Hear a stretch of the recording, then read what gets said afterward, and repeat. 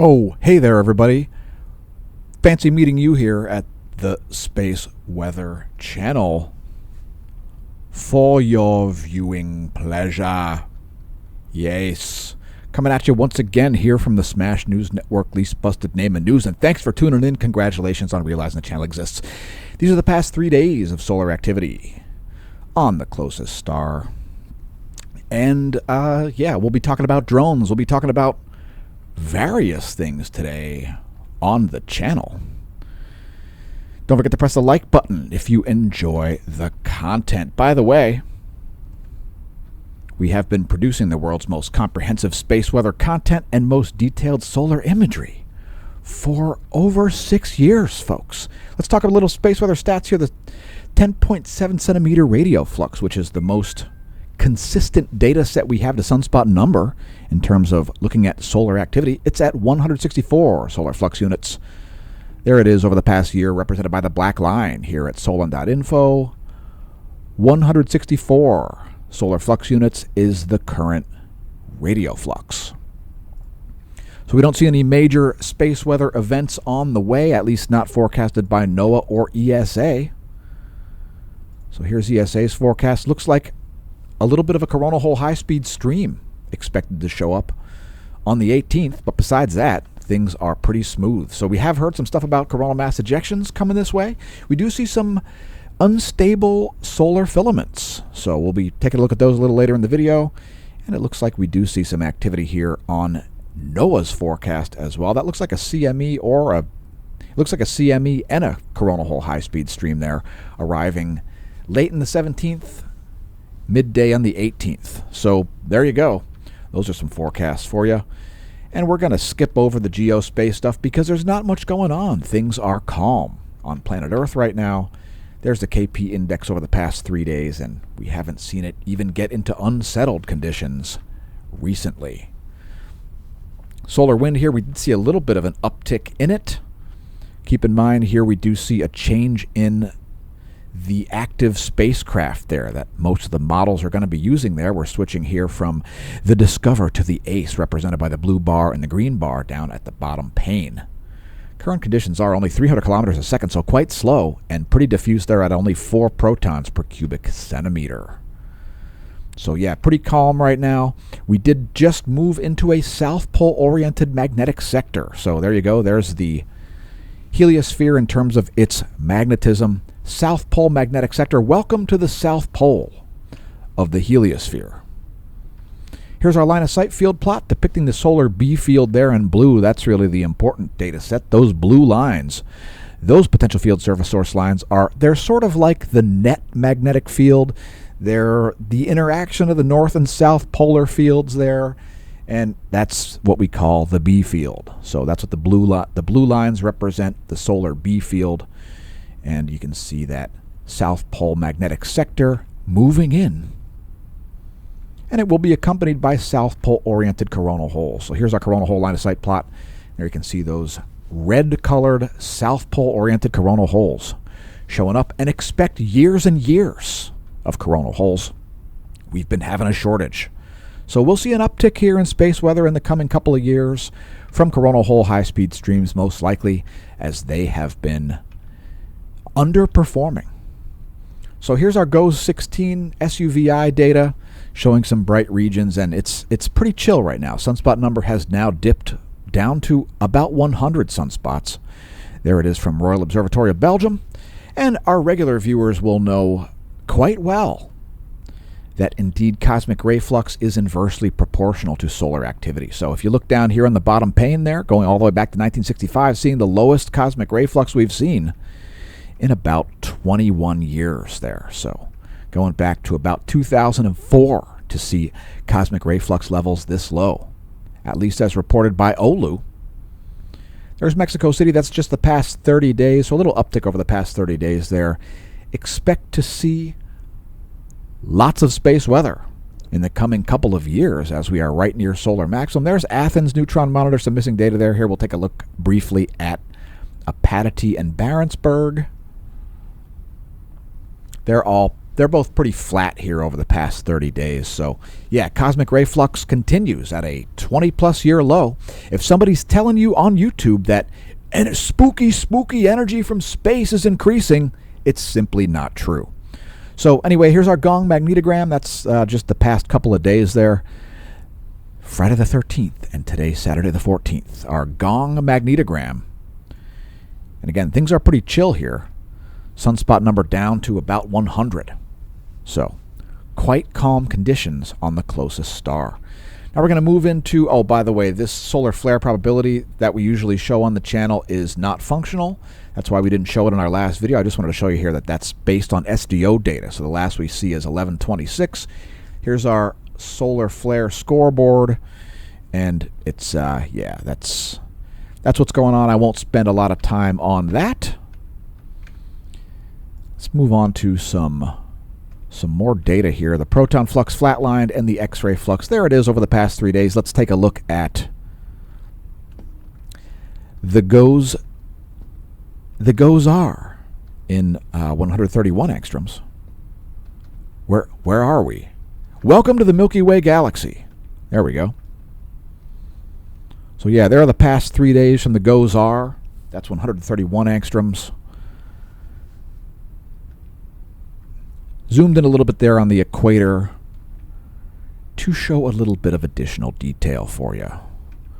So hopefully you're enjoying that. Here we've zoomed out and we've included the difference data before we get to CMEs. We might be able to see some CMEs popping off there. Are they earthly directed? Well, I don't think they are. We're seeing them kind of coming off the limbs here. Again, we do have some plasma instability right in the center of the solar disk. So we'll get to that here in just a moment. Anyway, again, there are the past 3 days of solar flare activity. Only a few minor M-class events for the past 3 days. While it's not space weather, this is the location of planets in the solar system. We'd like to show it before we move on to CMEs so people understand where things are located. Stereo A is somewhere out around here at the moment. Anyway, here's your 1 week forecast for the solar system as we approach full moon for December. Here's where things will be in 1 week, right around the solstice. So here's what's going on over our head. We're in Lehigh Valley, Pennsylvania there. We've got Mercury ahead of the sun. If you've got clear skies and a low horizon, you might be able to see that before dawn. And of course, if you're viewing the early evening sky, you might get a fantastic view there of Venus, quite high in the sky right now. Then you'll get Saturn, Jupiter, and the moon following it across the ecliptic. Here's our astronomy photo of the day. And for all you moon landing deniers, here's a photograph from a boom cam. That is Apollo 17. And apod.nasa.gov is where you can go to view that yourself and try to find ways to refute it if you like. It's not going to hurt my feelings if you think NASA has faked the moon landing. Anyway, here's today's CMEs. We do see some activity there. Could be earthly directed. Let's look a little closer here. Here's the last GOES C2 and C3 together. And if those are earthly directed, they're pretty minor. As far as stereo A, not very helpful here. Let's rock this back manually.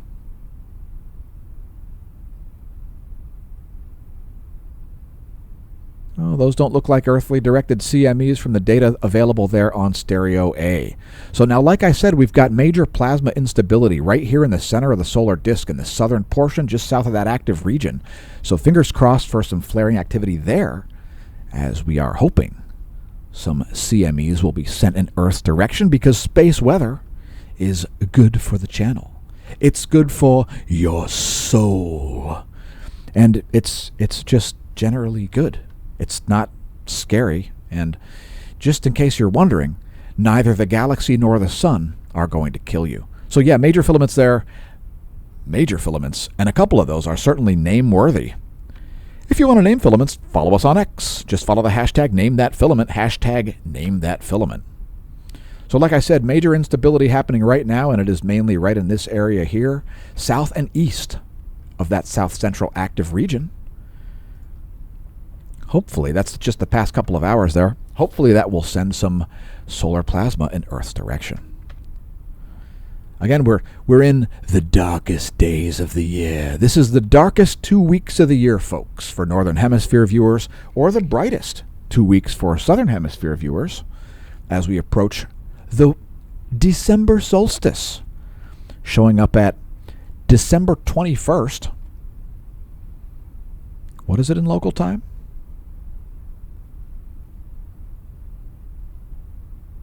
I don't know. I do not know. But it's about 6.5 days away, less than a week from the shortest day, and then the days start getting longer, folks.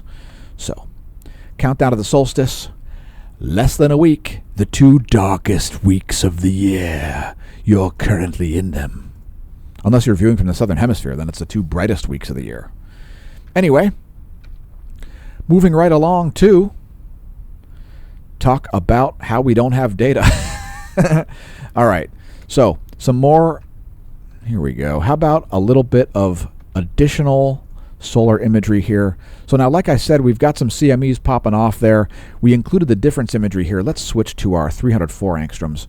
There is ionized helium plus the 60-minute running difference, which is going to show you some CME activity there. Again, if those are earthly directed, they are going to be minor impacts, if anything. I don't suspect they're earthly directed based on the stereo A data that we've already shown you. Anyway, by the way, if you enjoy the content, make sure you press the like button, press subscribe, etc. And maybe you haven't seen our shorts, but maybe you ought to. Some of them are pretty popular. So check them out. Our shorts, youtube.com/smashomash/shorts. You can also find some great gift ideas at our Redbubble shop. So perhaps support the channel that way. Also an Amazon shop. Some great gift ideas there from the Amazon shop. So check those out. We're also on Facebook, on Instagram if you want to see some more in-depth stuff about cycling. We made some interesting breakthroughs recently about heart rate variability stress. If you've never heard of it, well, go follow us on Instagram. It could save your bacon. And certainly go follow us on X. X. Yeah, lots of lambasting going on over there on X. Let's talk about drones since it's in the news. I feel like I have a need to comment on this. Drones, oh my God, it's drones. That looks like the International Space Station there, so I'm not sure what they actually photographed. But lots of people coming up with ridiculous theories as to what's going on up there. One of them is that these contrail producing things are spraying. Yeah. Chemtrails, not a thing. Contrails, they are a thing. And guess what? If you see a contrail, guess what's making the contrail? A plane. A plane. Yes, I know, it's complex, right? Yeah. If you see a contrail forming in the sky, guess what's at the front of it? A plane. So, anyway, I just figured I'd briefly talk about that nonsense. Yeah, there are drones. However, they don't make contrails. So, there's that. Anyway, remember, folks, contrails in the troposphere are not geoengineering, and that is the past 3 days of the closest star. We'll close out on that, so thanks for tuning in, folks. Once again, congratulations on realizing the channel exists. I've been your host, Dan, a.k.a. Smash-O-Mash, signing off. And until next time, may that solar wind be at your back.